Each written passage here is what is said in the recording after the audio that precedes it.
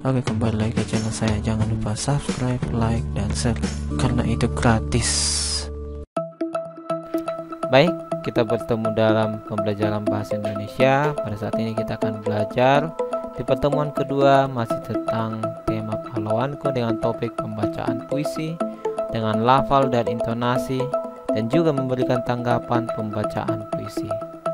Di sini membaca puisi dengan lafal dan intonasi yang tepat. Itu adalah judul daripada pembahasan kita pada saat ini. Dalam pembacaan puisi, lafal dan intonasi sangat penting untuk diperhatikan. Intonasi adalah tinggi rendahnya nada. Intonasi ini berkaitan dengan penekanan suara.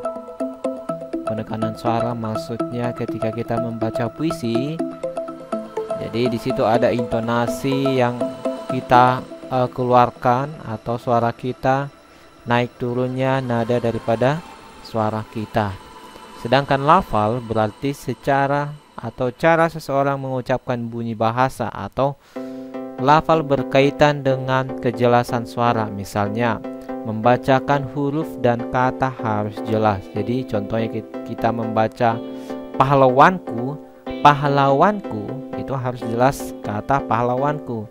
Jangan pahlawanku seperti itu ya. Jadi harus jelas daripada lafalnya atau pengucapannya, atau kata yang tertulis kita jelas atau ucapkan dengan jelas. Itulah tentang lafal.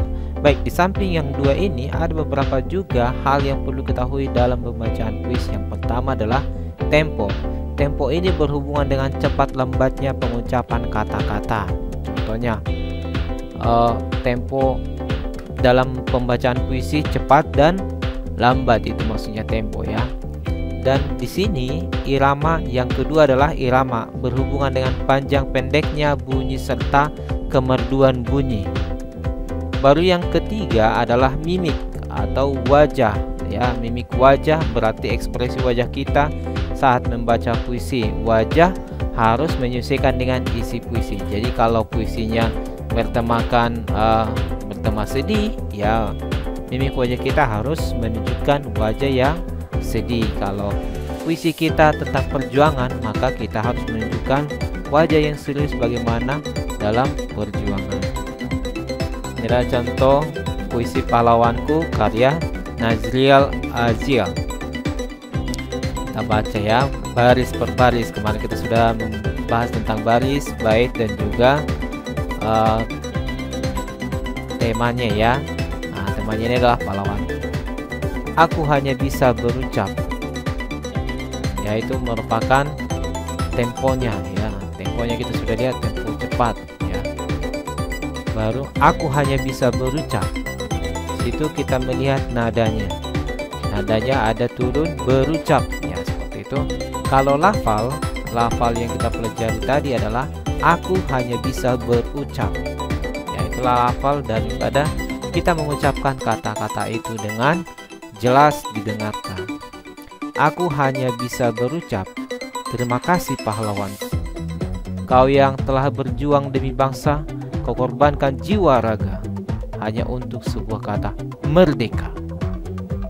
Kini peringatan hari tentangmu cuma sekedar mengisi saja. Untuk menghormatimu hanya setahun sekali, tak sebanding dengan darah juangmu. Kata merdeka hanya segelintir yang menikmati hasilmu. Semua masih egoistika. Tuhan, hadirkanlah pahlawan baru untuk negeri ini, biar rakyat jelata mengerti makna merdeka. Baik, seperti itulah pembacaan puisi yang bisa kita bacakan. Nah, sekarang nanti tugas kalian setelah kalian baca puisi ini, baca ulang dengan versimu sendiri dengan memperhatikan intonasi dan lafalnya dan juga temponya ya. Selanjutnya memberikan tanggapan pembacaan puisi. Setelah membaca puisi, maka teman-teman nanti akan memberikan tanggapan bagaimana kamu membaca puisinya. Setelah kita membaca puisi di atas, mari kita belajar cara memberikan tanggapan pembacaan puisi. Cara kita menanggapi teman kita dalam pembacaan puisi adalah sebagai berikut. Ada beberapa poin yang perlu kita perhatikan di dalam membaca puisi. Yang pertama adalah dengarkan temanmu yang sedang membaca puisi dengan baik. Perhatikan ya. baru ketika saat membaca atau setelah selesai membaca, yang perlu kamu perhatikan adalah intonasi, pelafalan, dan raut wajah atau mimik. Nah, setelah itu di dalam memberikan tanggapan pembacaan puisi ada dua bentuk. Yang pertama adalah pujian dan kritik. Coba kita perhatikan contoh berikut. Menurut saya, kita sudah membacakan puisi dengan bagus. Intonasi yang digunakan sudah tepat. Pelafalan pun cukup jelas dan keras, sehingga semua anak dapat menyimak puisi itu dengan baik. Kita juga membacakan puisi tersebut dengan mimik yang sesuai, sehingga semua anak juga dapat mengerti maksud dalam puisi tersebut. Nah, contoh yang kedua. Suara kita saat membacakan puisi kurang jelas. Banyak pemenggalan kata yang kurang dapat ditangkap oleh telinga. Mimik wajah yang diberikan juga kurang sesuai, sehingga saya tidak dapat mengerti maksud dari puisi tersebut. Nah, ini ada dua tanggapan yang berbeda ya terhadap orang yang sama, yaitu si Gita. Nah, menurut anak laki-laki ini tadi memberikan pujian dalam cara Gita membaca puisi, sedangkan anak perempuan ini memberikan kritik ya, kritikan di dalam pembacaan puisi, bagaimana cara kita di dalam membaca puisi.